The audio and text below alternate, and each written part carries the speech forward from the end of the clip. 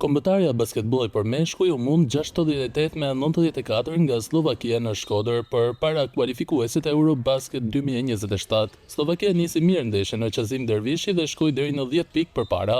Pas largimit të peshqes titulare, kuqezinjtë arritën të shkurtonin diferencën dhe mbyllën periudhën e parë 15-17 në favor të slovakëve. Me rikthimin e titularëve, Slovakia dominoi sërish në periudhën e dytë, sidoqoftë kuqezinjtë ngushtuan diferencën deri në 6 pikë. Periudha e tretë foli për Shqipërinë, që e fitoi atë 22-17, duke ngushtuar rezultatin e lojës me 7 pikë diferencë. Në periudhën e katërt, Slovakia u shkëput furishëm fal gjuajtjeve për 3 pikë, duke ja dalë të fitojë të gjithë ndeshjen. Është një stil të cilin e kemi vënë, po thoj se loja e shpejtë dhe mirë po mungon lojtari organizator të ekipit. Është një gjë që ndihet shumë dhe mungoi forca poshtë koshit, që bënin box out, sepse kishin shumë topa në tabelën sulm gjatë gjithë kohës, se kishin vështirë të përballojmë lojtarët e gjatë të Slovakisë. Pavarësisht që kena humbur me 20 ca pikë, nuk ishte kjo dhe më thanë faqa e vërtet e neshës.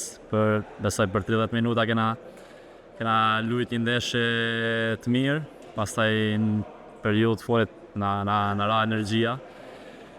Slovakia ekip ma fizik se na, edhe në fund neshës u pak e gjarë. Kjo është humbja e tretë në 3 ndeshje çka e lë Shqipërinë në vendin e fundit në grupin C. Ndeshja e ardhshme e kuqezinjve do të jetë në Korrikë kundër Kosovës.